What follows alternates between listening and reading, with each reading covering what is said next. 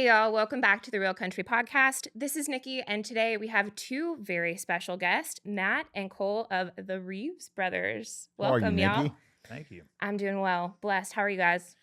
Better than we deserve. Better than better you than I deserve. deserve. I don't know how he's doing. I haven't seen him for the last day. I'm down.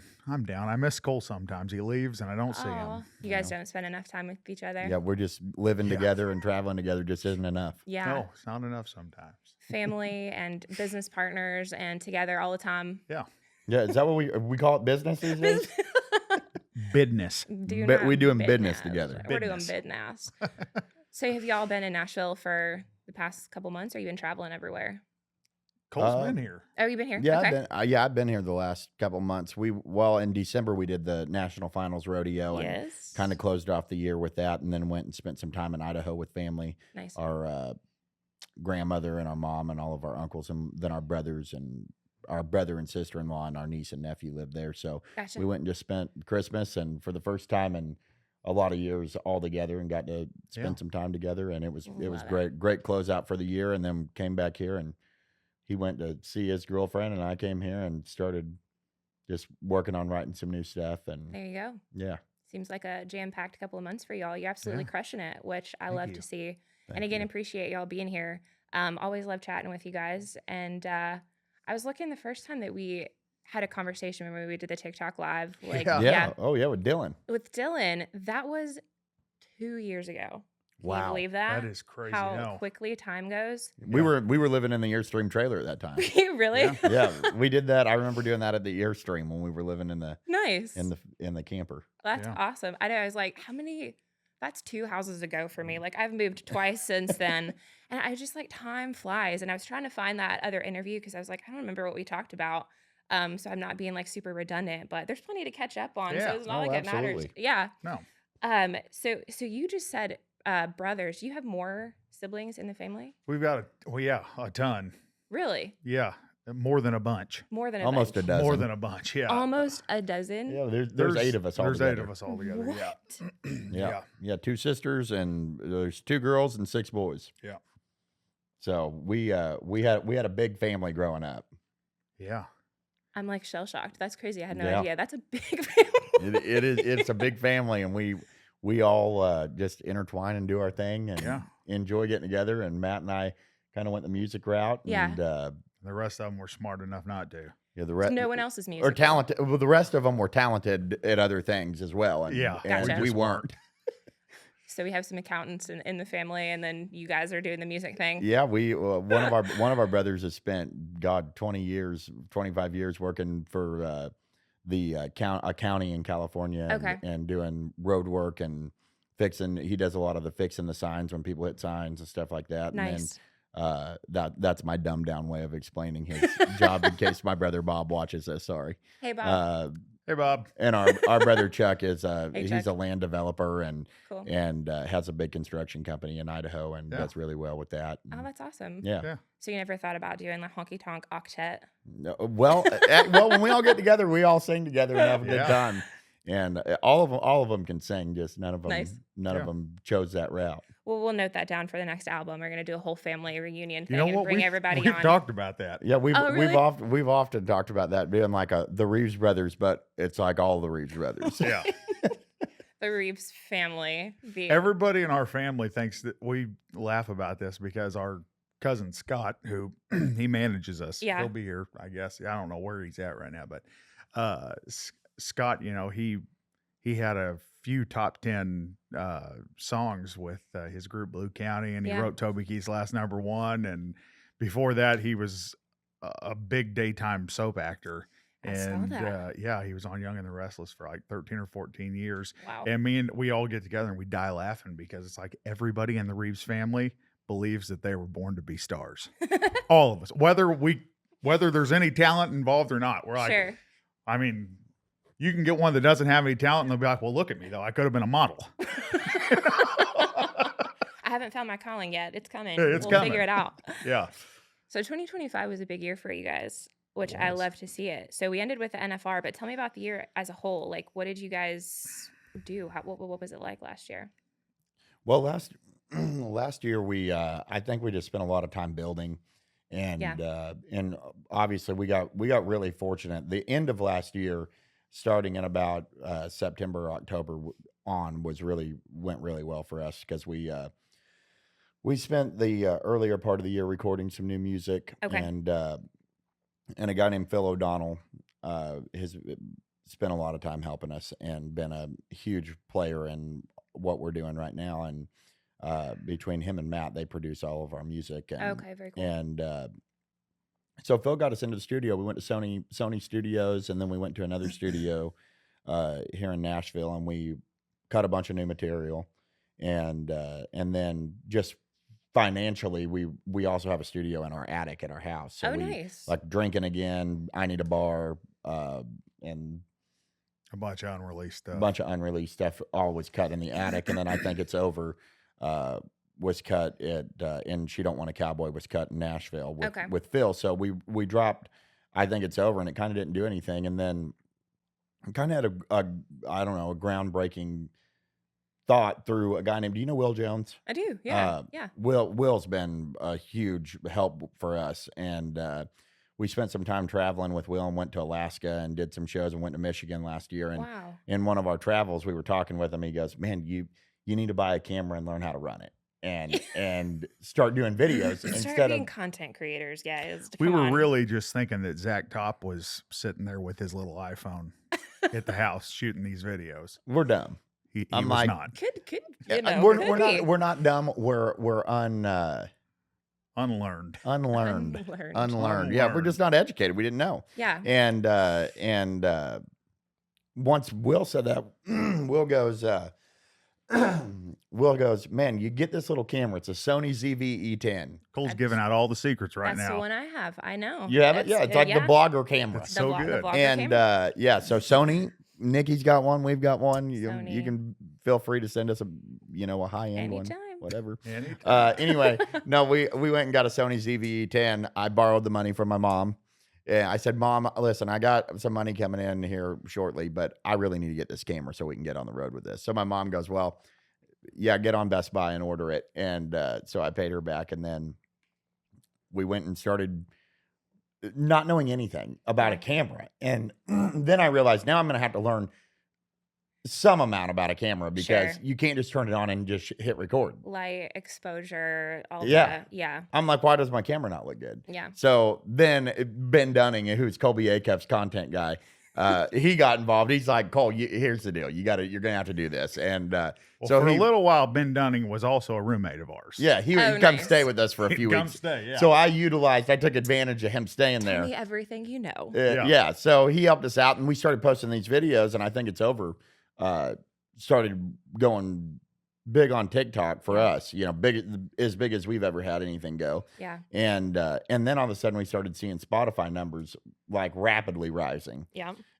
From, I don't know, 40,000 monthly listeners to like overnight 75,000 monthly listeners. And then now we're at 140 something and just staying between 140 and 150. That's awesome. And every single we release, it goes up a little more, but it all started at us just staying consistent and recording music and doing the videos. And I'm like, man, I wish I knew the video thing a year ago, 2 years ago. It's like what they say every now and then, that you have to have a presence or at least do social media consistently and take it serious. It's like that's... Even if you're not getting a lot of numbers, you just have to be consistent. Just keep going. Yeah. Corey Kent, he's huge now, but Corey Kent, so he lived with our cousin Scott while he was down here when he first got to Nashville. Nice. And was writing. And so before any of this hit, he called Corey and he's like, what are the boys, what's some advice you can give them? And he said that. He's like, man, before, is it Wild as Her? That was his first blow up thing. Before Wild as Her took off, he's like, dude, like I cut stuff. He's like, I started dropping stuff every 4 to 5 weeks. Yeah. And he's like, all of a sudden, man, like we dropped Wild as Her and it had 150 million streams overnight. Yep. And he's like, he's like, the thing before that didn't have didn't have 1 million streams. Yeah.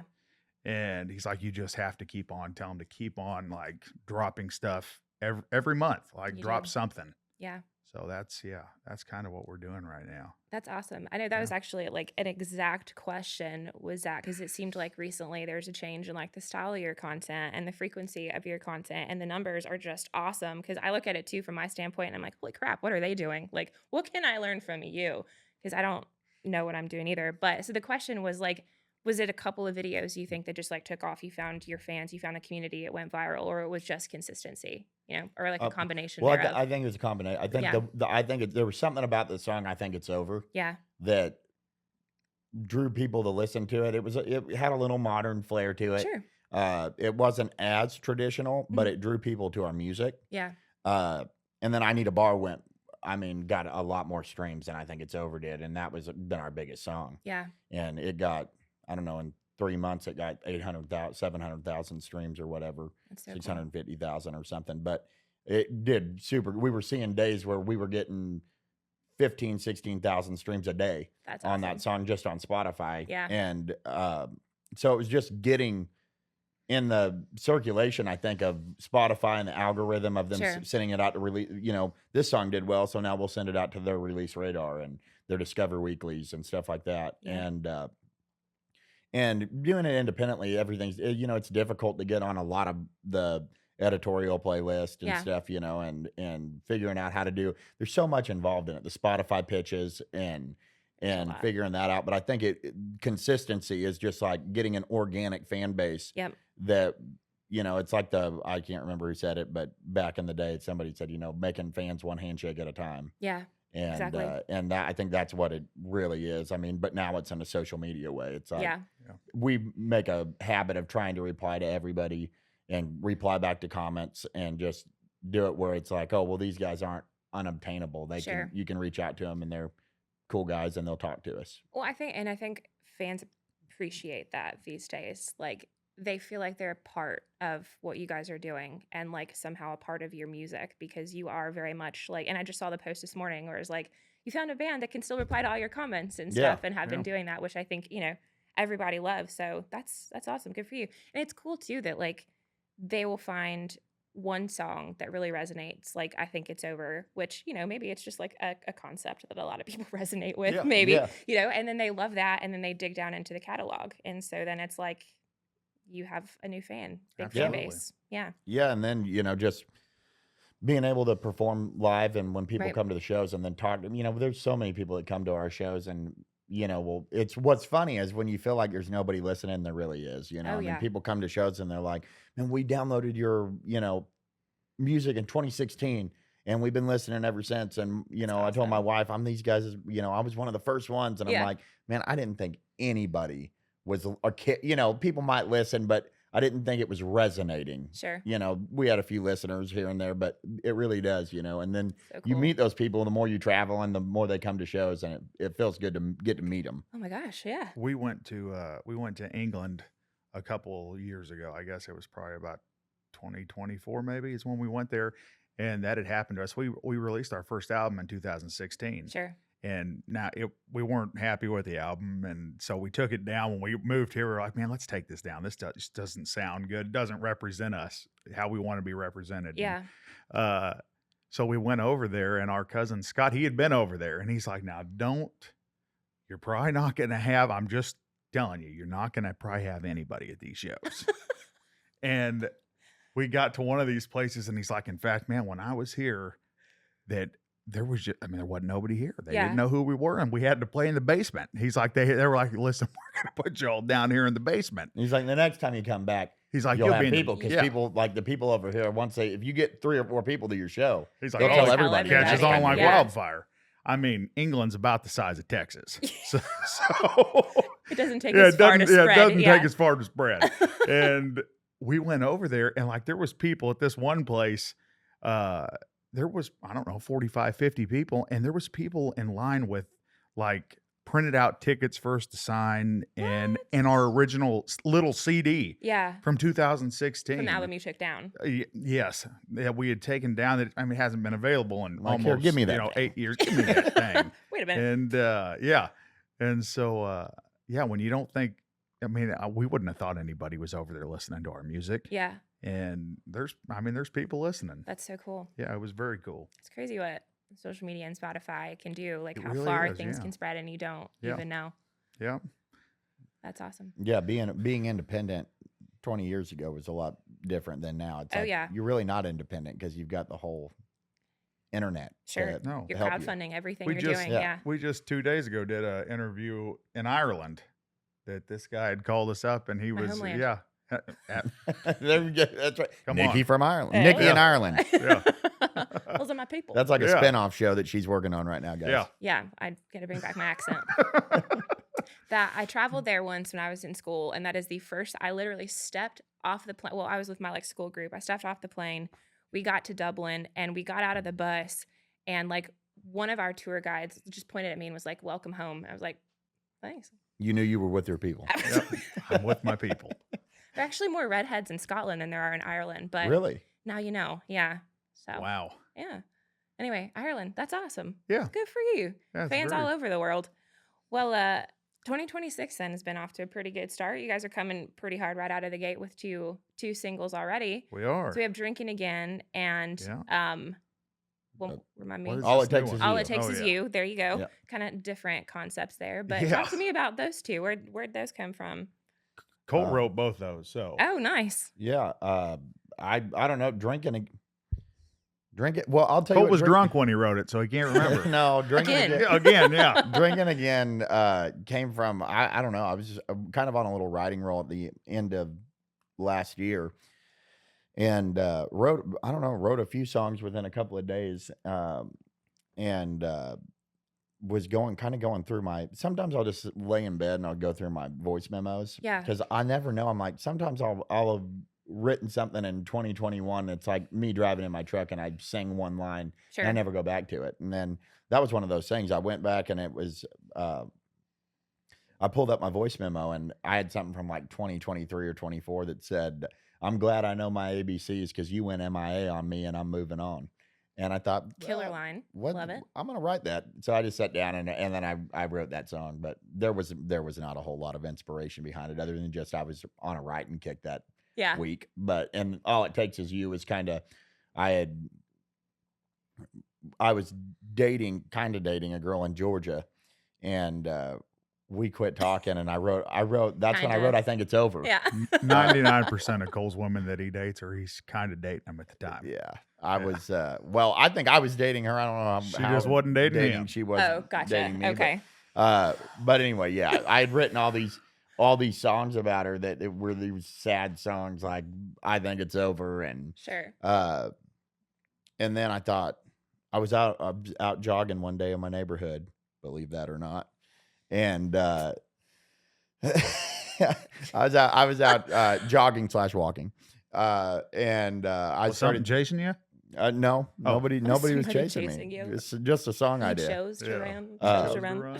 But yeah, I was like, man, I need to write something that's not depressing. Sure. And I was thinking about stuff, and some days it takes a case of ice cold beer to get me through, and other days I love the taste of warm temp 90 proof. And I remember coming up with those two lines, and then I started jogging home. I'm like, I want to get home and try to see if I can write this. And I wrote half of it, and then I got lazy, and I texted Phil O'Donnell, Yeah. and he wrote Doing What She Likes for Blake Shelton, then wrote Back When I Knew It All for Montgomery Gentry, and Tougher Than Nails for Joe Diffie, and he's just a great writer.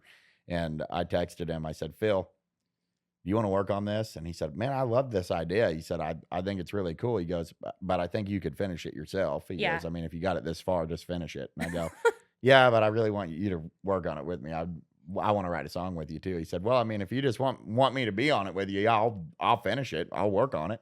So he sent me a few of the lines for the next verse, and Phil's like, he's just funny. He texted it back. He goes, "Here you go." And when I went, I said, "Well, let me know because I'm going to register this on BMI." And he goes, "Oh, don't put me on that song." He goes, he said, "Cole, I've written 200 songs in Nashville that have been on the radio that my name's not on because I wrote 2 lines in it and didn't care." He goes, "I just wanted to help you out." And I said, Yeah. "Well, I know, but I want your name on it with me so I can tell people I wrote a song with There Phil you go. O'Donnell." Yep. He goes, "All right, well, put me on it with you. I'll take it if you're going to twist my arm." So, but yeah, that, just neither one of those were huge inspiration songs, it was just pretty much writing. Yeah. Ideas just pieced and mealed together over time. Yeah. I think originally, She Don't Want a Cowboy is probably my favorite of yours. And I dug deep into the catalog and I was like, actually, it's probably 100 proof honky tonk. I like that one a little bit better. But Drinking Again, I think, is not my favorite. So catchy. Thank you. Yeah. I was like, you know what? This is a good one. We appreciate it. Yeah. And Drinking Again didn't perform as well as we're hoping it would. I thought it was kind of going to catch on. Yeah. But it just goes back. You never know. Yeah. Just give it some time. And it could be 3 years down the road. Very true. I'm Still Crazy was that way for us. That was like the song forever for us when we'd play show. That was the first song that caught on at shows when people would show up and want to hear an original. Usually, I'm Still Crazy. Yeah. And but it took 3 years. Yeah, 3 years. And then all of a sudden, through TikTok, we posted a video and it went off, and then it started getting a ton of plays on TikTok or on Spotify through that, and then people started coming to shows and wanting to hear it, which was really cool because that was our first time of playing live, and we'd be playing at the local in Nashville, and people are requesting. Yeah, there'd be like people in the crowd that yell out, "Do I'm Still Crazy?" And we'd be like, "Well, we don't know it because this band's never heard it before that's playing with us," because we do a bunch of covers every show, and then we kind of stopped playing that. We quit playing locally because of that, because it was just booking a show with 3 or 4 days, like in Nashville. Yeah. They'll call you 3 or 4 days in advance. And that's great when you're a cover band because you can call up any guy in town and they'll know all the standards. Yeah. But it was just getting hard because it was getting to be like half and half. There'd be half people there that didn't know your band and they were cool with covers, but then the other half would be disappointed, because they wanted to hear your We wanted to hear your originals. I'm like, well, we don't know them because these guys, they don't, you can't get a $50 base pay and expect guys to do 2 weeks worth of homework learning material for you. So yeah, seems like a good problem to have though, is that all the people that come to the shows want to hear your stuff. Yeah, it is. It is. That's awesome. Yeah, it's been a good transition. We've enjoyed getting to do the original stuff. Yeah. Is I'm Still Crazy the one where you play your own shows now and people want to hear the most? Like, you think, is it the one that gets people the rowdiest, or I Need a Bar? I Need a Bar. Yeah. Yeah. Although when we That's played like at an anthem. NFR, we were doing this interview, and all of a sudden these guys walked up. We were sitting on the stage, and these dudes walked up, and they like looked at each other, and they pointed, and they all of a sudden you saw them run. And right as we finished this interview, they had ran down to a convenience store to buy a case of Budweiser beer because of this old Budweiser beer, and they were holding it up at us. And so we got off stage and we drank some Budweiser with them. Nice. Yeah. They missed the whole interview. Yeah.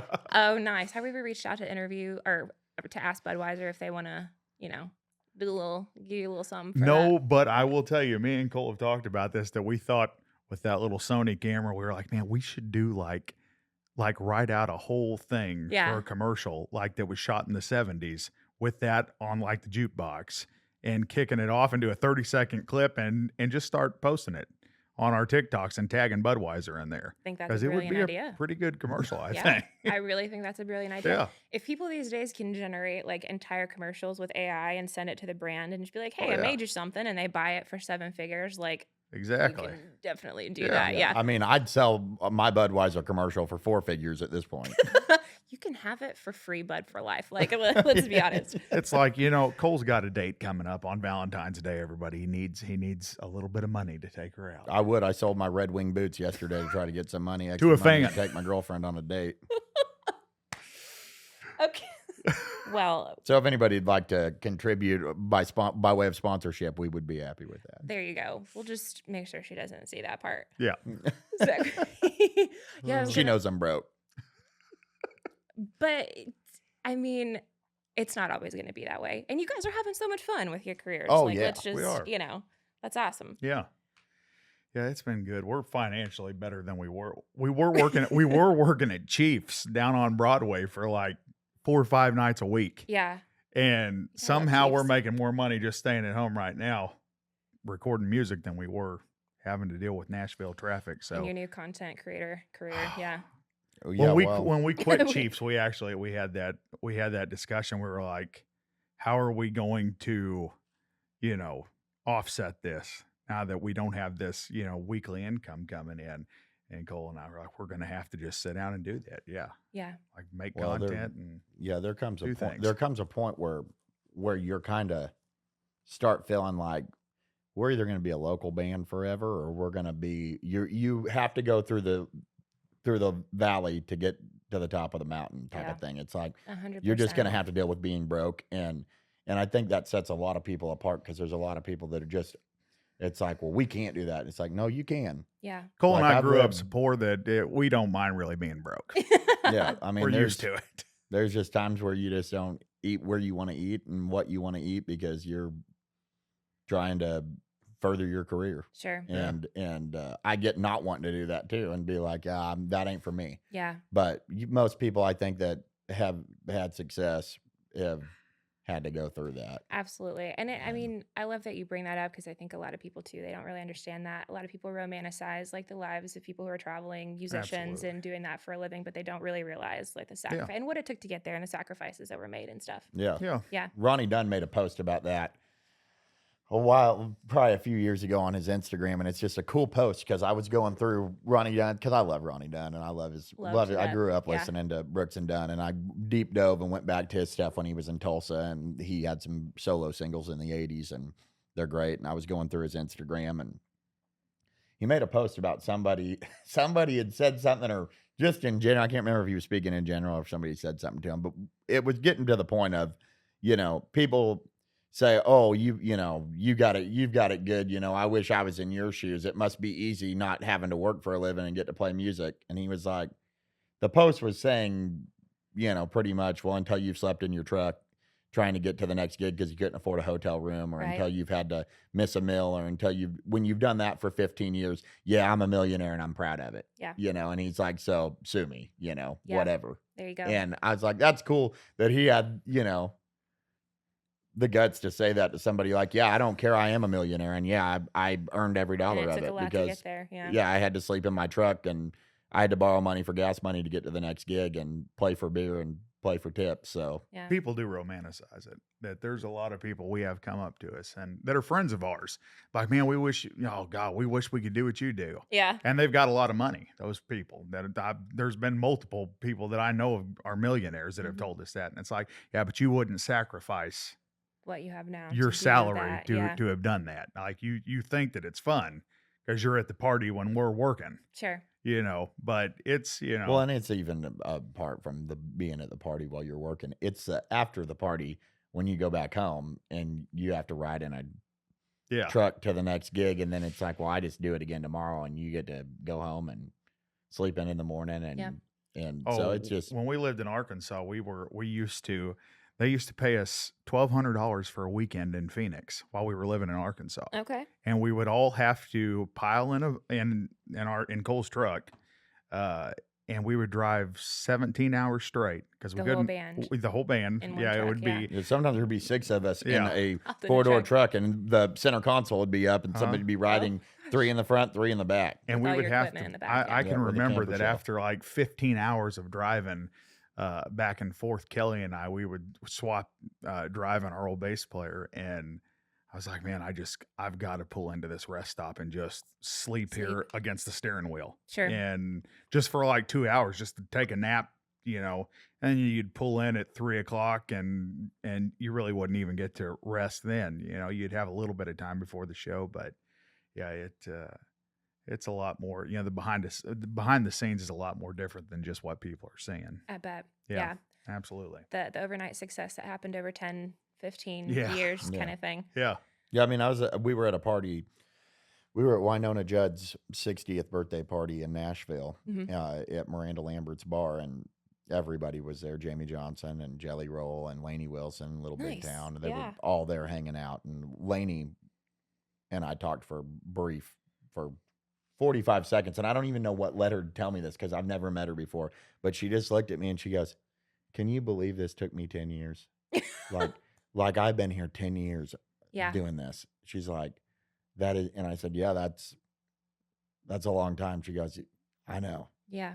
And it was just a kind of a eye-opening moment. It's like, because you do see people that are doing so well, and you're like, look at them, and it's like, but you don't know what anybody's doing. You don't see it below the surface. No. Right.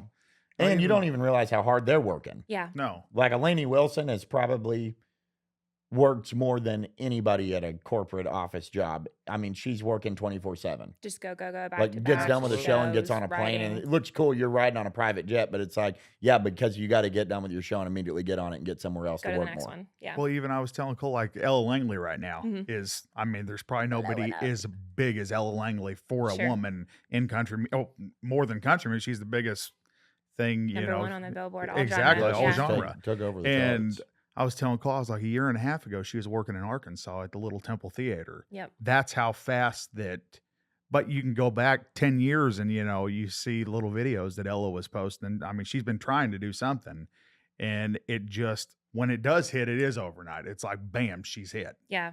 And I mean, even when we first got to town, Zach Top, we were renting the same van from this friend of ours named Gabe. And he's like, oh yeah, Zach. You got to get the van back because Zach needs Zach the van. Zach needs the van. He's And- rented it out for this day, so it has to be back by this time so I can have it ready for Zach to take. And he was still working his construction He job Construction. was still working this was construction. just Yeah. 2 years ago. Yeah. Yeah. This wasn't long ago at all. And Two and a now half he's years riding ago. and freaking, you know, jet airplanes. Yeah. But It's taken off too. The Yeah. person that owned the bus company with George Strait talked. Remember that Yeah. guy that told us that story? He said, "Man, I was working the day George Strait got his record deal Cole, and it was came in." David Preston from BMI. David Preston, the president of BMI Yeah. at the time. The president of, yeah. Yeah, it was the president and of his BMI. mom was the president before him. And he told us, he goes, "Man, I was at the coach company that built George Strait's bus the day that he ordered it and the day he got his record deal Yeah. from MCA." And he said he walked in and he was there and like they were decking out a bus for him and the whole crew and the band and everybody. And he said 1 year later, he said he came in and I don't know if he ordered 4 buses It was or a whatever. fleet. It was like, that's how quick he went from like, I got a record deal and they're going to put me in a bus and let me start working this record. Yeah. And then it was like the next year after he released Straight Country, he was Yeah. like, An entire, Yeah. he's like army of a buses. massive star. Yeah. And so it's intriguing to see. And, you know, it can go the opposite way, you know, Sure. nothing's promised. You can get a record deal and then go cut an album. And that's the only thing you ever do. And it doesn't do anything. And just Yeah. ride off into the sunset and just kind of, yeah. But that's the cool Absolutely. thing to me about the age we're in right now. And it's difficult. The social media thing makes it difficult because everybody has a voice. Yeah. And Very true. and you can really not even be very talented and some video can just blow up. There's something that connects. Yep. And back in the day, I think you had to have a little bit more.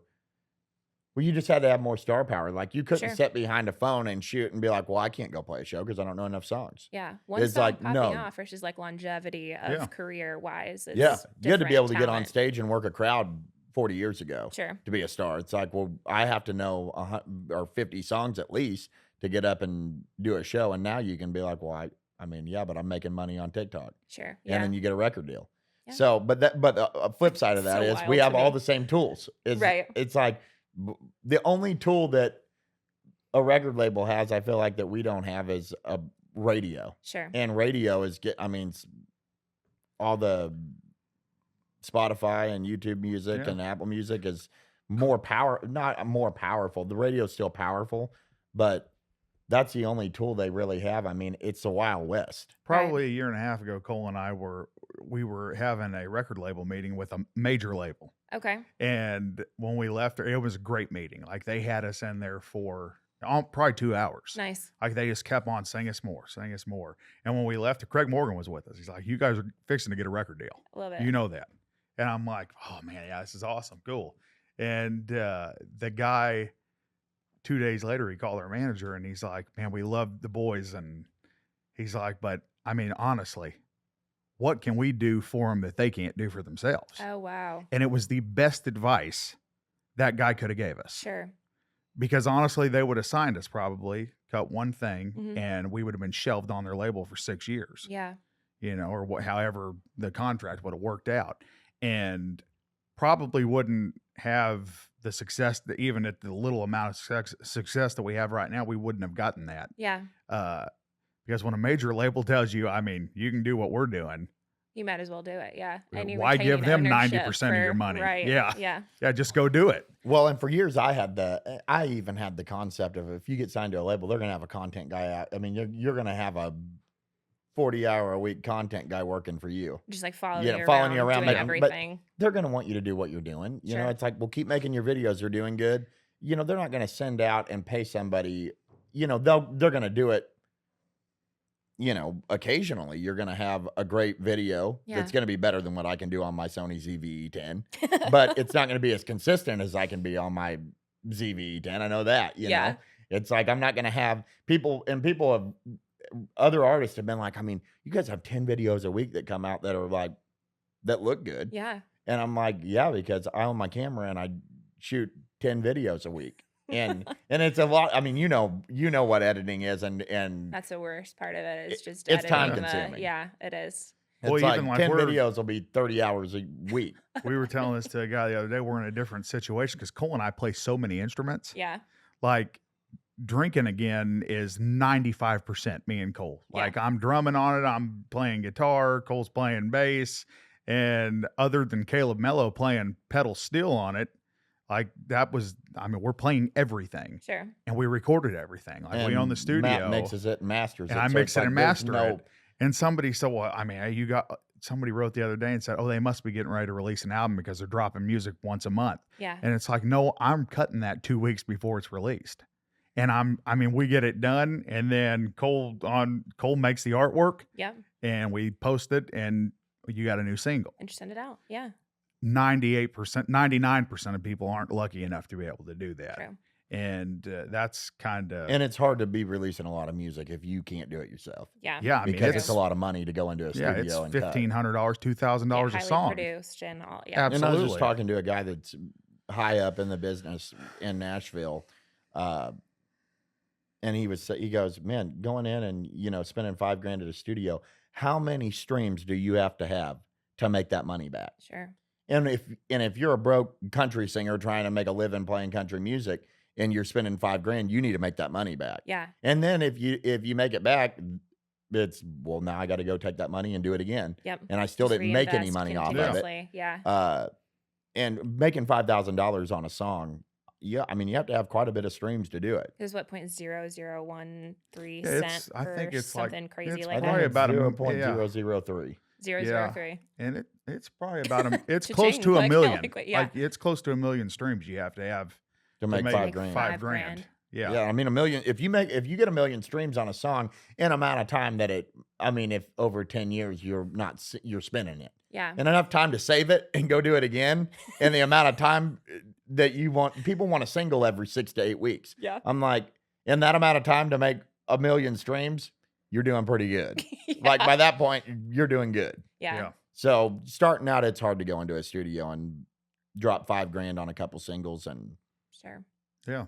Go try to make your money back quick. You guys are recording in your attic and you're shooting your own content and it's taking 20 to 50 takes or however much it takes for you guys to get it right, but and doing it all yourself. Absolutely. That's awesome. Yeah. Well, I think that's really inspirational too for anyone in like maybe your shoes or trying to come up in the music industry too, where like you said, a label said to you, you know, we can't really do anything for you. You guys can kind of do it on your own. Absolutely. Which, everyone has the same tools. So note to self out there. Yeah, they do. They got the same tools as you. Yeah. They just got a whole lot more money than you do. Yeah. And but we've got our cousin Scott who's here right now, and they don't have Scott. Hey. They don't have Scott. Hi, Scott. Where did you come from? That's amazing. They don't have Scott, and I've got pictures of Scott. Actually, there's a video of us doing. I think it's over, and he's hanging. The video is of us in a truck driving. Yeah. And I've got pictures of him. He's hanging on to the handle inside the truck, hanging out, holding the camera, videoing it. And so we just get creative, man. Yeah. We get creative and do stupid stuff. I saw him in my periphery and I thought Jack was taking pictures and I was like, wow, he's really into it, isn't he? He's working. And so it's like, how'd he get in here? That's awesome. Good to see you. We'll chat after this. So 2026 then, what's in store for the rest of you guys? I mean, a lot of people asked me on the stories when I was asking them if they had questions for you, if you were going to drop an album. So is that, we're just writing or? Yeah, potentially. We're going to Texas and we're going to Texas in 2 weeks to start. I think we're going to start working on an album. I don't know. We're going to Wolf Island Recording Studios in Dayton, Texas. Kevin Skurla, who produced the last Honky Tonk, our last album. The best. He just got married, and his wife is Brennan Lee, and she was getting ready to. Brennan, go check her music out. Yeah, she's really good. Great. And so he said, Brennan's getting ready to leave for 2 months on a tour. Do you guys want to come to the island and basically relive your glory days here? And I was like, yeah. Yes. And yes, so, I do. so yeah, we're going to cut. Now, I think Caleb Mello is supposed to be there playing pedal steel with us. You never know with Caleb. No. Caleb might be there and he might not be. But he will be there in spirit if he isn't. Yeah. And so I think it's just going to be me, Cole, and Kevin and Caleb, and we'll cut everything. Nice. Kevin can play anything. Anything. Yeah. He's one of those guys. Talented. Yeah. He can play upright bass, electric bass, piano, harmonica, drums. Yeah. And he's and is a great producer. He's the fastest person I've ever seen at working Pro Tools, and he is a genius. A genius. Yeah. He really is. We joke about it because he was in that GATE. Do you remember GATE in school? Gifted and Talented Education Program. Yes, I do, but they didn't call it that when I was in school. It was just Gifted and Talented, which I was like, well, he was gifted and talented. He was both. Yeah, he was gifted. He was both gifted and talented. So we joke about it because he called me up years ago and goes, "Man, I think I want to make pickups and for guitars." I said, "You should. You should." And it was like 2 days later, he bought some little sewing machine and tore it apart and made a pickup winder out of it, and was like, "Hey, I'm going to send you the first set of Tone Star pickups that I built." Yeah, he owns a pickup company now. Sent me pickups. They were great pickups, and then started selling them. Somebody commented on an Instagram post this morning and goes, "I just ordered these Tone Star pickups, and Kevin said that the Reeves Brothers play them or whatever, and that you guys like them." Nice. And so he sells a ton of pickups. And Jack of all trades, does everything. He is, yeah. So there might be an album this year. Who knows? I don't know. I know there will be another 10 songs. Like in 2 weeks, there's another single that's going to be released. Dang. Okay. Yeah. There's 10 more singles that are coming out this year, and so there'll either be an album plus 10 singles. Or there'll be 10 singles, and we'll be too lazy to record now. Yeah. So yeah. We're excited about the next single we got to do. Marty Stewart is one of Matt's big heroes. And me as well. I love Marty and I love Travis Tritt. So they did that Whiskey Ain't Working Anymore, and we ended up covering that. That's awesome. Yeah. So that was exciting. We're excited to drop that. We are. We keep hoping one of these days, like Steve Warner commented on our Instagram post one time of us doing Lonely Women Make Good Lovers. Really made our day. So we're hoping at some point we'll catch a little bit of attraction from Marty Stewart or Travis Tritt and get to meet those guys, because those guys were big influences on us when we were growing up. Undoubtedly, it will happen. Absolutely. Yeah. So lots more fans are going to be happy for that. Lots more singles coming out. Yeah, ton of music coming. More about drinking and women, of course. Which is like always. the two top concepts. Yeah. Which was a very terrible but also subtle segue, because now I'm going to go in to talk about, speaking of drinking. Awesome. I got to find my little sponsor spot here. We like drinking.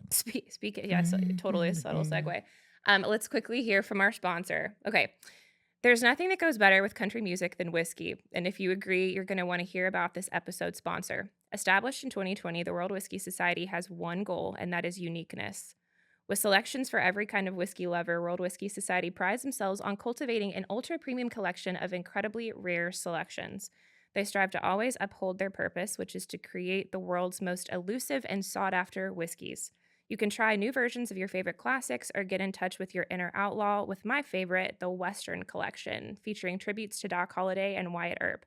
You can even choose to become an exclusive member of their World Whiskey Society Club and be the first to know about new releases. And today they're offering 10% off your entire order or membership exclusively for listeners of Real Country. So go to worldwhiskey.com/Real Country. That's worldwhiskey.com/Real Country for 10% off to find your next favorite country music listening drink. Phew. Man. Good going. Oh, geez. That's quite a mouthful. This girl on the Opry. What am I scripting? I'm like, I don't speak that way in real life. Like, there are multiple words with like 5 syllables in there. I'm like, what am I doing? Yeah. Did you guys get that? Did we understand that? Okay, so if y'all are ready to have a little fun with it, I think what we can do is, do you consider yourself a whiskey aficionados? Like, do we feel like we're pretty good with I mean, I love Jack Daniels, Okay, cool. which my cousin Scott would be like, you gotta branch out more than Jack. I'm like Frank Sinatra, man. There ain't nut to me. I love Jack Daniels, but I'm getting ready to apparently go from Jack to White Earp. White Earp or Doc Holliday, either one. And I like me some Jack Daniels too. And is this my Jack Daniels glass? It is. Got a Jack glass. It is good. So I think what we could do, if you want, is I'll pour out a tiny little sip of each because it is 10 o'clock in the morning. We'll go small. We'll go small sips at this point. And I'm going to test your whiskey palate. So what we'll do is I'll see if you can like maybe pull out one of the tasting notes for each that they've listed on here, and we'll see. Now, see, Scott should be involved in this because he knows how to do this. But, gee. Can't do it. Wow. Oh. Well, Scott's dying over here. Oh, no. He's laughing like knowledge. Yeah. Wow. Wow. Because the wine experts are sommeliers, right? Is that what it is? So what is Craig? Sommelier. Didn't Craig get like the little token? Craig Morgan has a little certificate somewhere of this. Yeah, he's like a genius wine tester. He considers himself. Apparently, he wasn't given a certificate. Oh. We'll write him one tomorrow and send it to him. See, he knows more about this than we do. Obviously knows everything about it. I know. He's like, okay. But I love that. Well, I love me a good whiskey. I did read that there were 3 kind of like elements to it. So there's the aroma. Yeah. There's the palate, which is the tasting notes, and then there's the finish, which is like how it's supposed to feel like after you. That's just what I know read. how it's supposed to feel. So I know how it's supposed to feel. Give me the notes, Nikki, and let me see if I can guess. There we go. Because I want to get. I'm a pretty good guesser. Okay, all right. So we're gonna guess. Let's go with that. Let me make sure that I have it in here. Okay, so this. What do we need to swish around? The first one. And then take the drink afterwards. And then take the drink. Greg's a master swisher. Smell it with your mouth. Yes. Smelling it with the mouth and the nose. Because we got the little like. Oh, that's cool. Oh, yeah. The top thing. That's really neat. That came off of White Earp's gun. All of them did. All of them did. Yeah. So Tombstone Deputy Marshal is the little thing we got on here. Okay. So I'm gonna be rude and pour myself first. I'll do it. Wow. Just tiny. Wow. Just Nikki. tiny. So bad. You know what? Ladies first. Ladies first. Ladies first. Okay. So just a tiny bit. I'll take one down and pass it around. Okay. Perfect. All and then right. this one too. I guess we'll have to cleanse our palate with like some water or something between. That one too. I've still got black coffee on my breath. Yeah, you know what? I want some coffee too. All right, so I have okay, so this one is White Earp single malt small batch. And smell it with your mouth. Smell it with your mouth. Here we go. Okay.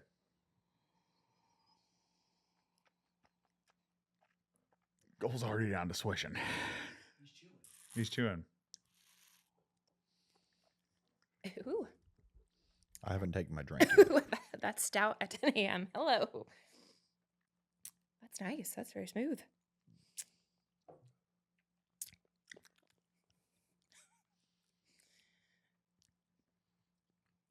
Anything come into mind? Maybe some oak. Okay. Oh, maybe a little vanilla. Okay. He's like wrong. I would have said oak too, or like something that's a little peppery. So for this one, we have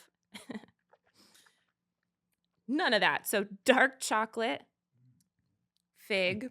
Oh, fig. White pepper. Okay, pepper. Oh, white pepper. you're right. You said peppery. And mint. And mint. Okay. No. See, with that drink, I'm getting dark chocolate, fig, some peppery, white pepper. Yeah. One more. And a little mint. You got it. A little bit of mint. God. You guys are experts. Just edit the first portion of that out. Give me another drink. Yeah. Let's be drinking again. Okay. All right. Whew. So the second one is, I'll give it a little way a bit. And an Uber. Oh, wait. And an Uber. The next one is the Doc Holliday I need Joe here. flavored. So we kind of know what it's flavored with already. Dark holiday flavored. We won't give it away. But if you watch the movie Tombstone, you probably know what it's flavored with, right? I'm your huckleberry. Nikki, don't give it away. I'll be your huckleberry. I'm your huckleberry. All right. I guess we're probably doing this wrong, and everyone who's like a whiskey expert is cringing at the Oh. fact that I just poured it in an unclean glass. No, but that's okay. You know, my first merch shirt said Cole Reeves on the front, the back said, "I'm your huckleberry." Really? I promise you. I think there's one in existence left, and it's in my mom's drawer. I love. Nikki, one of our dearest friends is a guy named Mike Hodges. He actually is the reason we ever were in a bus on a tour. He owns one, and he gave it, or he let us use it, and he drove us around. And what's that stuff? It's Pappy's that he gets, like the fancy and he has, I mean, hundreds and hundreds of bottles. He's like he's a He is a whiskey connoisseur. He's an expert. Oh. Wow. I would say The probably biggest, the biggest, yeah. That's a claim to fame. But I went out drinking with him, and I realized that he owns all that fancy whiskey. And if he was here, I'd tell him that. He kept saying he would get these old fashioned. He's like, I'm going to need that sweeter and sweeter. And he got it so sweet that I was like, you can't put any more sweet stuff in my old fashioned. Right. Like I'm drinking maple syrup It's like a right now. Kool-Aid, yeah. Oh, yeah. Yeah. That's, okay. All right. Let's see. All right. Oh, no, I can Very smell that. fruity. Oh Yeah. my goodness. That smells like a Jolly Rancher. Okay. Whew.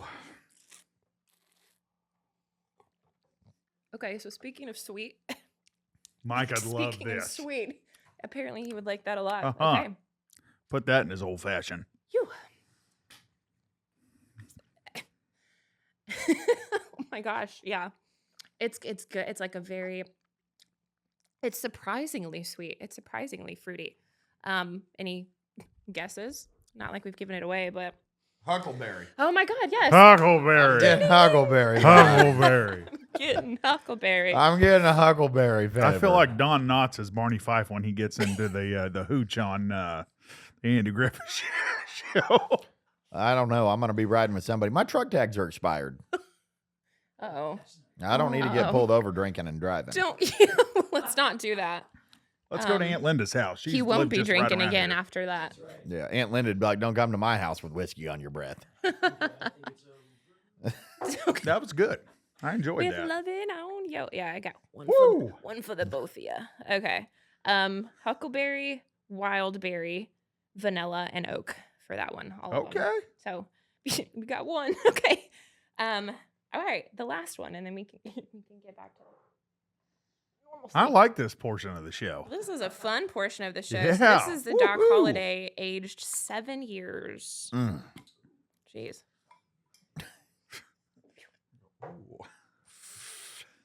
Gosh. All right. Last one, tiny little bit. I wish Sean Oler was here to enjoy this 7 year with us. I don't man. know if Sean would be wanting to drink. Well, at he this wouldn't want time. to be drinking at this time. Hand Oh, it down. here. Sean's more of an evening partaker. You know, that sounds a lot better than this is mixing interestingly with my coffee. Oh, yeah. Oh, here, I'll help you out. Breakfast bourbon. The double B. Breakfast bourbon. You guys are seeing the first ever segment of Wow. the breakfast bourbon. Breakfast bourbon. You know, maybe that's a good name for that, Nikki. We're gonna do the breakfast bourbon The segment of the breakfast bourbon. Oh, show of the Nikki in Ireland. That Maybe that's a segment of Nikki in Ireland. yeah. they would be, yeah, they drink every minute of every day. Well, I don't want to you're confuse right. you, folks. It's Nikki in Nashville. Nikki in Ireland is just a. That's my alter ego. That's just an alter Prototype. ego, guys. That's my alter ego. When we You went have to to excuse me. I'm buzzing. when we went to Two England, tiny sips. That's great. Scott sitting over there, he totaled our first rental car accidentally, Oh. and he forgot he was in England for just like half a second. And the first thing they did was they breathalyzed him, and I don't know how anybody would pass a breathalyzer test over there because everybody drinks Everybody. all at the breakfast, time. people are everybody's drinking. They're like, do you want a lager or something? It's like, I mean, it's 9 a.m. Yeah. And if you tell them no, they're like, are you okay? Are you all right? They do. They're like, in serious, not like, are from you not? here. Are you not okay? You're not. You're a tourist. No, I'm a little like Glenn Campbell, Nikki. I read somewhere one time or watched him in a documentary, him say he was a lightweight. He goes, the best part about me is he's like, I can have 3 drinks, and he goes, I will be obliterated drunk. Yeah, they call that a cheap date, right? Oh, yeah. he looks at me. Our dad was that way. My dad could go. Our dad wouldn't drink. Scott's by the that way drink. too. If I blow towards him, he's going to be wobbling coming out of here. Yeah, if he smells it wrong. My dad wouldn't have shots. He would have shots at once. Like, give me a glass and just put like 3 shots in it. And I'm going to take my one drink and I'm going to be drunk. If and you gave him give 6 3 ounces shots. of wild turkey, he'd be trying to fly off the top of a building. Oh, He'd be like, man. I can fly. He'd get hammered drunk off 3 shots and 1 glass, and he would plug his nose and pull it back and go, now I'm drunk and I'm going to have fun. And he wouldn't drink the rest of the night, and he'd just ride it out. Now, this is a lighter aroma. This is I'd seen it. apparently. Look All right, at this guy. No, it is. Oh, it is. it's It is Oh, much I lighter. did. Well, it's not as fumy is the first. Fumy. It's not as fumy. That's the You know, technical Matt needs term. to start his own whiskey show. I like his say. It's not as fumy. This one's light. It's not as fumy. Jack, how do I rent this place, man? I'm going to start a little whiskey podcast. He's like, wait, I don't care. You can do whatever you want here. Fumy. It's a little less fumy than other ones. Man, I feel like I've met Jack somewhere before. Do you just have one of those faces? Maybe. No, Oh, shoot. Is this like a rye or something that's not just bourbon? According. I kind of like this one. I like Or a scotch? Is this a scotch? single It's not a barrel. scotch? Kentucky straight bourbon whiskey single barrel Oh, it's edition. single barrel. Oh, That's yeah, why. I was about to say, I I'm like it. It's super smooth. This is, ladies and gentlemen, this is sipping whiskey. This is sipping whiskey. They're stepping up. The What's this one? Is this Doc Holiday's? Doc Holiday 7. I highly recommend Doc Holiday's. I would have never guessed anything that's listed. Never guessed any of that. I mean, I feel like they're all 3 running together at this point, but Vanilla. Is there an oak in this one? I'm going with my first guess. Vanilla. Some oak whiskey. he's just like hallucinating oak. Yeah, so I think Hint. Just a hint. the oak's the finish is what they say, that it's the An oak the is finish. the An oak finish, folks. Yes, that is correct. So yeah, vanilla is correct. Is it? Yes, caramel, Oh, yeah. apple pie, I wouldn't Apple have got pie. that. sweet cherry, as opposed to tart cherry, I guess, vanilla, and nutty almond. Do they have to? Nutty almond? Yeah, do they have to make that distinction? Like, How do you make an almond more nutty? we get it. Can we go into that? Can we talk about nuts? Let's get off How do of we music. make almonds more nutty? I kind of get that. No, I don't taste any nutty in that. I did taste the caramel and the vanilla. I can tell you That's right true. now, you could put a $10,000 bottle of whiskey in front of me, and if you put Crown Royal in that bottle, I'd be You like, could I full mean, coal. it's amazing whiskey. Goes like that's $10,000 whiskey. It's that what do they call the placebo effect? Oh, yeah. Where it's just like they tell you what this is, and you're just like, "Yep." I'm gonna recommend the Doc Holiday. Doc Holiday 7 For the years, your listeners. That last one? Yep. Yeah, I would say that. That was real nice. If you're a whiskey person, now if you're one of like the frou-frou people, that huckleberry stuff's gonna. Hey, that's what Jack Daniels called it too. They're like, frou-frou people. well, and they also say, the frou-frou people sell more drinks than anybody. So I you're could be gonna love the I could be a Huckleberry. frou-frou It person. is true. I could be I a like- frou-frou person. I like If Tony that one. Martinez right now was here, he'd take that entire bottle of that frou-frou drink and be like, "That's going to get me just as drunk as that," and I'm going to love every bit of it. Yeah, I am. Thank you, Tony, for People teaching made me fun that. of me for years for drinking. Well, when I first started drinking, We're off of music. We're just going to get into life things now. Let's just, this is a direction it's gonna go now. Let's just take it that way. Okay. when I first started partaking and compromising my sobriety, I had a true passion and love for Southern Comfort, and Oh, people made a lot of fun of me because it's sweet. It's syrup. And then I got so sick one night off of it, and I never could drink it again. Yeah. And I've never drank it since I was about. I drank a fifth of it when I was about 20 at a party, and I brought a tumbler to the party, And he was tumbling when he left the party. That's and I He was drank. not of this planet. I drank the entire bottle and a couple. Matt knows. Oh, I know how Cole got when he first was partaking because Oh, I'd boy. take him up to Eureka Springs, Arkansas. I'd with flat me. out drink a bottle. I would- It's something in 20 minutes. When I was 21, 21, Cole would have been 5 years younger than me, 16. And I would take him up to Eureka Springs, Arkansas. And when we'd get through, I'd the be his people rhythm guitar would be player. like, oh, we're going to take these guys out partying. And Cole's like, listen, I'm 16. They're not going to let me drink. Well, one night we got this guy that he was fresh, a veteran of the Afghanistan war. He had been over, he'd had like a Purple Heart, he'd been shot in the head. And we know that because he pulled a gun on Cole later that night while we were in the throes of our good time. Hey, a party's a party. Hey, a party's a party. What happens? And at the party? yeah. And so he was like, oh, don't worry about it. I've got my ID and my veteran thing that says, you know, I was in the military. And he's like, I'm just going to tell them you were over in Hell's Providence with me. And we just got back and, you know, government, they lose everything anyways. And they lost your passport. And we'll get you in. Well, they got Cole in. Oh, my God. And Cole was tanked. And so was I. I had my step grandfather's wedding ring that my grandmother gave me went flying off into the midnight, and I found it. Thank God. And I got in a foot race on downtown Eureka Springs, and it was my first weekend off of I was in a wheelchair for 3 months when I was 16 from an accident I got into. And This story is going. There's so It was many all elements over to the this place. story. Matt lost his ring. It was my first week out of the wheelchair. And Cole got a gun pulled I'm on on a foot him. race. I got in I'm a about foot to be race while I was mugged. drunk in We can say downtown this, Eureka, our and then I got mom- a gun pulled on me. Our mom doesn't know how to run technology. She'll never know about this. But that ain't the part. The bad party was when I was 16, and Matt had a girl invite him over to some party, and he goes, "You're coming with me." Because her Eureka friend had a Springs. crush on Cole. And I was like, listen, you are going to this party. And I said, "I'm Because not." her friend I don't has wanna a go to the thing party. for you, But and you're I'm still going. 16. And Matt goes, "You will go because her friend likes you." And our friend And- Carter was also there, which he is like another brother to us. And Matt was like, "There is no way that you're going to ruin my chance with her friend because you won't go and talk to her other friend that's into you." And I go, That's fair. That's I said, okay. "Hey, here's the Exactly. deal. If I'm going, you need to go to the liquor store and you need to get me." And I was 16, he was 21. I said, "You need to go to the liquor store and you need to get me some Jim Beam."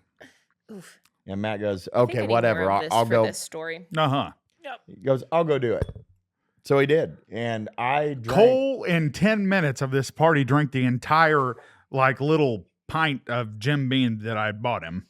And then he says, well, I'm not drunk. I need to get something that's going to be making me feel. You got anything around here? And they said, well, we have these little bottled White Russians. Canned, We're like, canned no. White Russians. Yeah, they were in like those Oh. plastic containers that looked like a little bomb, Balls, the remember? little The balls. balls. Yes. So I drank Oh all my of them. Cole that they drank had. like Tiny 2 or bombs. 3 of Yep. those, and he like downed them in a And I couple go, minutes. I'm still not drunk. And So I need something else. Well, they had Coors Light. I said, "Give me some Coors Light." So I drank a few of those. And this Well, was all then, in 30, within 35 minutes. 35 minutes, he is falling down drunk, and he's at the piano. They had a just piano, John playing, and he's and it like, was a rental house, and I'm kicking this piano, and the people renting it go, they're like, listen, they were just renting it for the everybody- weekend. Yeah, and they're like, listen, everybody's ready to go to bed. We had only been there 45 minutes. I looked dead at And all Carter, these, our and friend they're all- Carter, who is 15 at the time, he is there and he's drinking like Carter's like he's pretending he's in a Rat But all Pack these movie. people are 25 or 30, and I'm Okay, you're 16, 16, and they go, yeah. "Hey, you're gonna have to lower the decibels here because everybody's wanting to go to sleep and the party's And kind so of I'm in." like, listen, I go, "I'm not leaving." and I'm like, listen, we're You're going gonna have to home. Drag me out. He says that. And exactly Nikki, what I he's said, in our Nikki. I was there kitchen. in And I spirit. went down. I laid on the floor. All and of I a said, sudden, he "If hits you the want me ground out like, of here, like you a little invited small me." child throwing a tantrum. He hits the ground. I said, and Carter "Y'all looks at me invited and me he's here." like, Carter looks at me and he's like, grab his legs. Oh no. I And said, so- "You guys," and I'm looking at the people. I said, "You guys invited me here, and you're stuck with me now." And Carter And- looks at Matt and goes, grab his legs. Get his and legs. Cole says, I'm going to whip your ass. And I said, you can whip my ass when you're sober, but you ain't doing it now, buddy. And I grab his leg. Carter grabs the other one and Cole. It's a kadoop, kadoop, kadoop, kadoop. "They're And we dragging pull me him. down steps." And he's kicking. And I've got a cigarette. I'm smoking a cigarette. And we're like, still have a to good this- night, everybody. Thanks for the invite. Still to this day, I don't know whatever happened to that cigarette. I was smoking it, and it was it was gone. So me and Carter load him up in this old Suburban, and Cole, He looks like the Joker in that Batman scene where his head's out the window and he's laughing. Cole's head's out the window. He's like, hair's blowing, and it was 18 degrees outside. And Cole's like, I'm burning up. And so he's got his head out the window, and all of a sudden, oh no. For an hour, he throws up. Well, that was a lot to intake in 35 minutes. It was. Can we? We for anybody. I wasn't a professional. So Carter and I, 21-year-old Matt and 15-year-old Carter. Instead of going through McDonald's, they stop at a diner to eat. We're like, let's go eat. At Cole's 2 in the morning. dangling out the window asleep. And all of a sudden, I feel, boom, it's like the Hulk slapped me across the face. And I opened my eyes, and Matt goes, hey, buddy, I just want to make sure you were still alive. I was like, oh. Just let me go back. So then it was our parents' Suburban. So the next morning I had to go take their Suburban to the car wash and make sure it was clean before I brought it back home because my dad would have murdered me. He would have beat me half to death if he would have known that what I was doing. So I went. There was evidence on the side. There was DNA and evidence everywhere. Oh, I had throw up in every ounce. It was all over the car switches. Crannies. I had to clean everything in the car. Oh God! Let's not get spring into break that. Flashbacks. Like we're now we're getting into our physical altercation. Yeah. Does that happen a lot as brothers? No, not really. Not really. Cole beat me up. Oh. I bit a hole in him when I was about 18. I took a chunk out of Cole's little portion over here in his arm. Oh, in my shoulder. Yeah, in you a Mike Tyson fight. him, I guess. Oh, I did. Mm-hmm. I always tell Cole, I'm like, I am not above. If anybody ever wants to get in a bar fight with me, no, I will bite a nose off. That's my first instinct in a fight. Is like I'm going to permanently hurt an individual. I'm going to bite a nose off. And that's a good fact. Exactly. Matt likes to bite. I do. I love the filthiest fighting, man. If I can break your knee or something, I'm going to go. I'm going to go for it. And I'm not a biter. Cole's not a biter. See, I bite out of love. If I'm going to bite, I'm going to bite and just grab you because I love you. And I like to bite. And bite out of love. So just know that, folks. Well, that's the end of that segment. Well, just Cole in bites time out for of love. Valentine's Day, we have to Cole's girlfirend, he bites out of love. She knows. She knows. Oh, she knows. Oh, she knows. Oh, she knows. Here we go. Yeah. Well, I mean, there were a couple females that responded to my story. I'm sure. To ask if either one of you were single. So unfortunately, the answer is no. No. So I should be married, honestly. Didn't we all? I'm waiting for Scott to make me so much money I can afford to buy the ring I need. So really, it falls on Scott. It's his problem. Hey, I'll sell whatever I need to buy the pressure. ring for me. My baby gets what my baby wants. Wow. Aww. That's why Cole sold his Red Wing boots to buy her dinner. To take her on the It's not about Valentine's Day date it's not she about deserves. the materialistic things. It's about the experience. It is. Yeah. Okay. So anyway. So welcome to Nikki in Ireland. Is there the wildest thing that's ever happened to you on the road or at a show that you can tell? Yeah. Okay.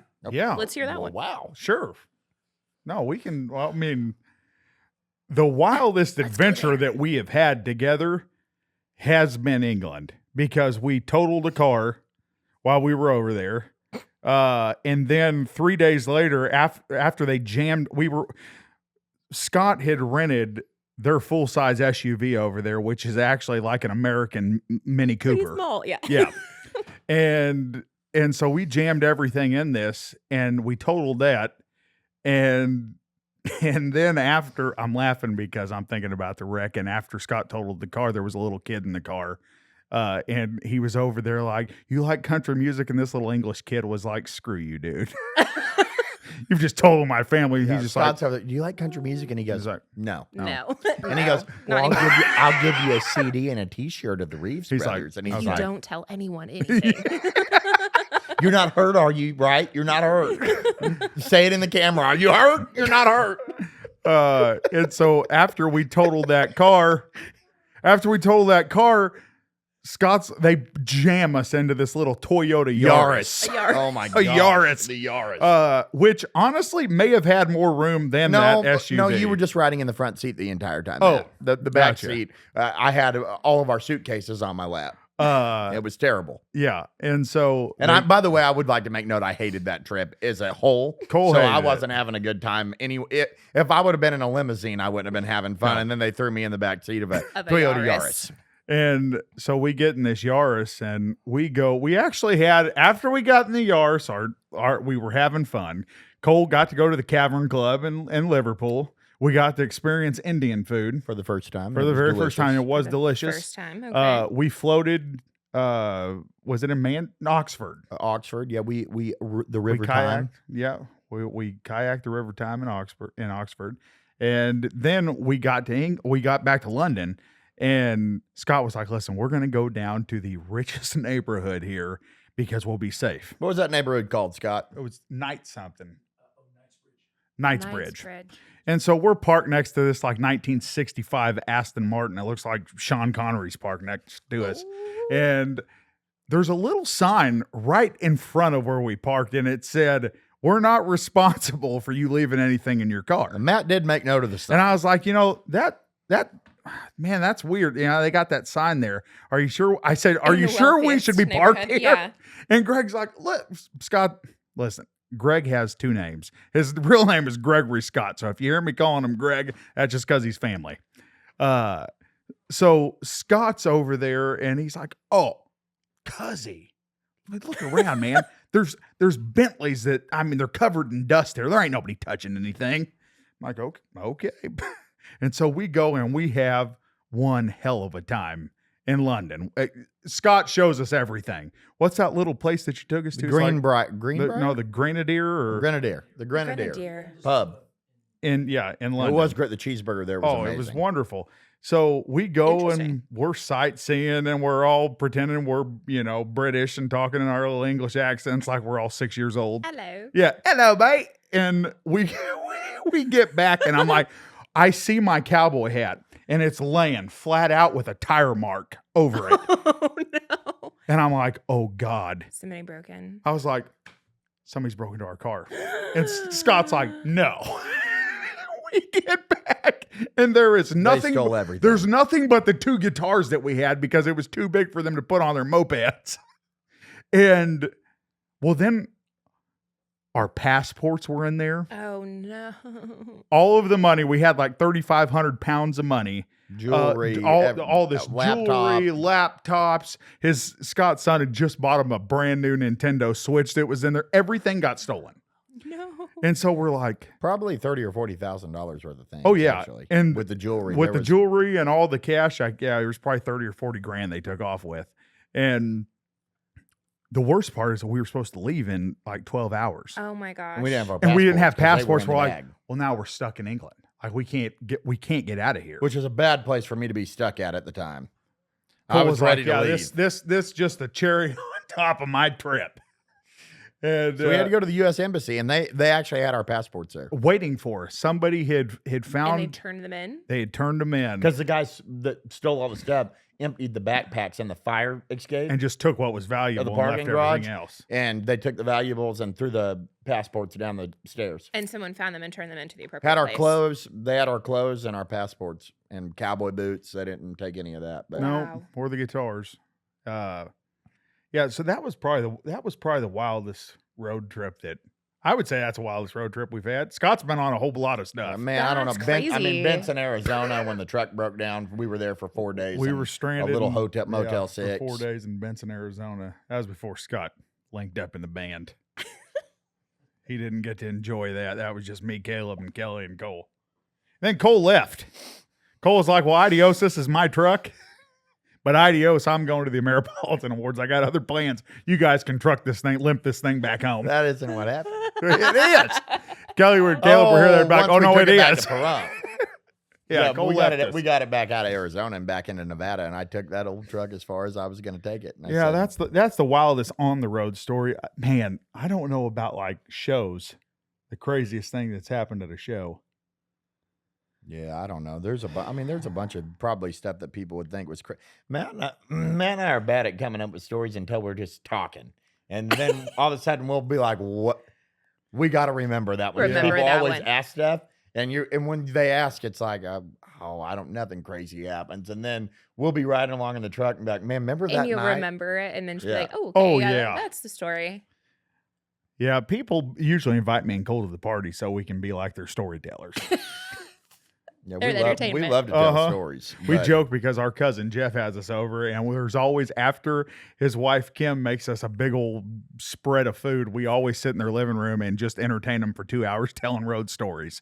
In fact, we started a little podcast, and they were. I was about to say that would be even better than the whiskey idea. Road stories from the Reeves octet. We started a little podcast. We had a bunch of stories on. Yeah, because Missy and Scott's wife Missy and our cousin Jeff and Kim were like, "You guys have got to start telling these stories on a podcast." So we did. But yeah, I don't know.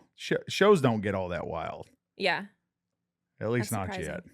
Yeah, Not yet. No, I mean, Yeah. not on stage anyway. There's probably stuff going on in the crowd that we don't see. Yeah, but- when we played that stadium show with, or the it wasn't Yeah, a there stadium, was it was an arena show with Justin Moore. there Remember was a few fights in the pit. Yeah, they were kicking people out left and right. And then there Good was grief. one night in Fights. Butte, Montana, there was people that kept throwing cans at Justin Moore.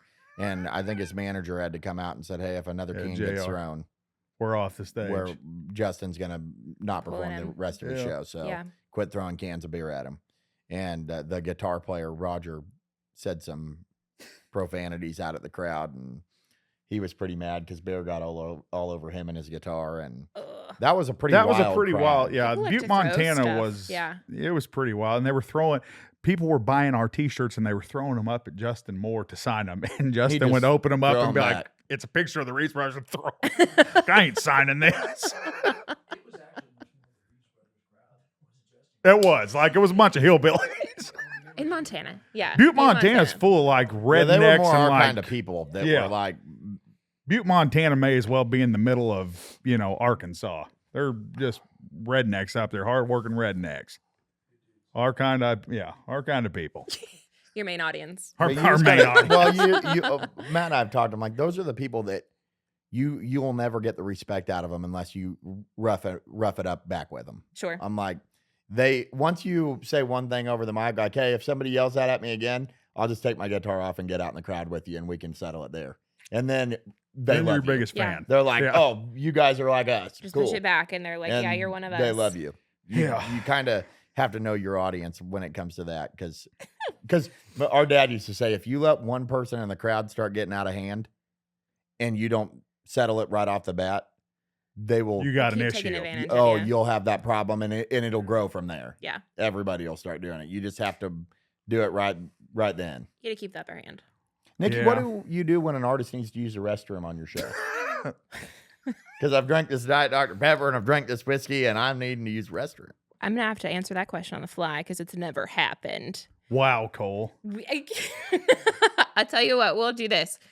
We can just close it out there because I think I only have this place for an hour and a half. Oh, okay. Jack. Yeah, no, you're good. Yeah, you're just at about an hour and a half, so it's actually perfect timing. Okay. Awesome.